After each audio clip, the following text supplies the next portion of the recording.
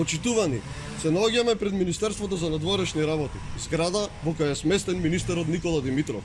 Министерство и политичар кои се главни виновници за трајното иселување на 20 врвни млади експерти, кои со извонредниот просек и образование завршено во странство, не се доволно квалификувани во однос на синовите, ќерките, внуците и љубовниците на партиските полтрони.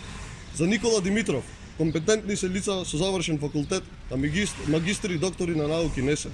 Тие очигледно се преквалификувани, па за нив нема место во државна служба. Владата на Зоран Заев и додели стипендија на ќерката на Никола Димитров за да студира во странство.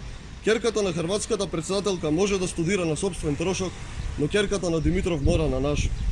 Министерство со кое министерува нејзиниот татко одби 20 млади високо образовани кадри, кои сами магистрирале и докторирале во развиените земји. Примери со високо образовани млади луѓе кои ја напуштат државата поради непотизмот и партизацијата е се поголем. Последните два примери се само капка во океанот на разочарани млади. Кој им е виновен на иселените млади, што не се деца на Димитров и на Заев? Во Македонија под власт на СДСМ има место само за децата на функционерите. Зоран Заев и додели 40.000 евра на Јана Димитрова, ќерка на Никола Димитров, а не може да одвои ниту една просечна плата за млади образовани кадри, кои своето образование го стекнале во странство, да се вратиле во Македонија и сакаат своето знаење да го стават во служба на државата.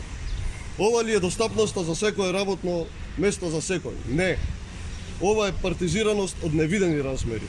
Во јавните институции нема место за образовани и способни млади луѓе. Тие напуштат државата и не се враќаат. Во јавната администрација се вработуваат децата на претениците, министрите, партиските шерифи, но не и децата на граѓаните кои не се дел од елитата на власта. Младите разочарани во се поголеми бројки се заминуваат од државата. Наместо враќање на иселените, тие го зголемија иселувањето.